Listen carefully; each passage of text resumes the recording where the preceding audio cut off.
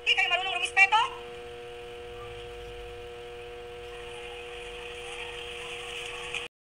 Ayan, magre-react tayo dun sa nag-viral video tungkol sa teacher na naka-live sa TikTok habang naninormon.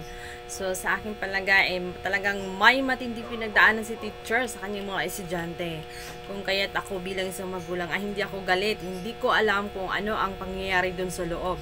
At alam natin kung gaano katindi ang mga bagong henerasyon ngayon.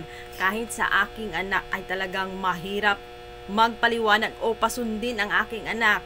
How much more kung yung pinagtipon-tipon nga gaano karami na i-handle mo, siyempre mauubusan ka rin ng pasensya. At si teacher ay tao lang din yan at hindi mo alam, may pinagdadaanan din siya sa kanilang bahay.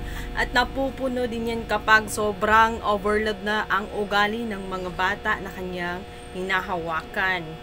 Nga sa sobrang tigas ng ulo ng mga bata ngayon at ang hirap-hirap talaga nila kontrolin.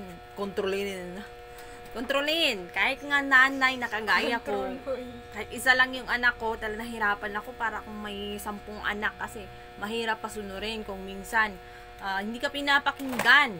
Mas nakikinig pa sa social media, sa cellphone. Nakikinig sa cellphone, sa nanay hindi. Yun ang napakahirap ngayon. Kaya challenge din talaga sa mga nanay na talagang maging maingat sa pagdisiplina at disiplinahin talaga yung mga anak kasi nga kung ano yung nakagawian sa bahay, pagdating doon sa classroom, madadala nila yun. At ikaw bilang nanay, talagang mapapahiya ka kasi tatanungin sino magulang nun? Bakit hindi man lang disiplina? Mababalik sa iyo yun. Kaya bilang isang ina o magulang, responsibilidad mo rin na i-discipline yung anak mo, hindi lang iasa mo sa mga teacher. Kay teacher, so ano mga pinagsasabi niyo? Wala yan sa mga pinagdaanan namin noon.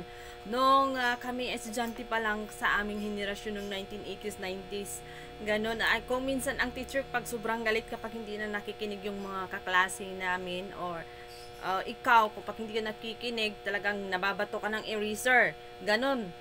Pero walang nagre-reklamo ng mga parents noon. Hindi sila nagre-react kasi alam nila part of discipline kasi yung teacher, siya na yung may karapatan na mag-discipline kasi nandun na nga siya sa poder ng klase. Walang ibang magkocontrol doon kundi ang teacher. No, hindi natin maintindihan kung bakit nagawa pang i-live ni teacher. Uso na ba talaga yan ngayon? Yung kailangan live yung paninirmon sa mga bata. Pero medyo hindi okay as a parent kasi nga yung paglagay sa social media, siyempre maraming makakakita, either i-judge ang teacher o i-judge ang student. So, mas maigi na lang siguro. Pero kadalasan no, ang dami na nagagano na nag-viral na nagsasalita ng hindi maganda, inaano yung mga estudyante. Hindi maganda. Ito yung masamang epekto din minsan ng grabe yung social media effect sa mga tao. Yung kada kilos i-video. Yon, hindi na maganda. Narawawala na ng privacy ang mga bata. Siyempre, habang lumilipas ang panahon, hindi nawawala yung video niya yun at kumakalat ng kumakalat.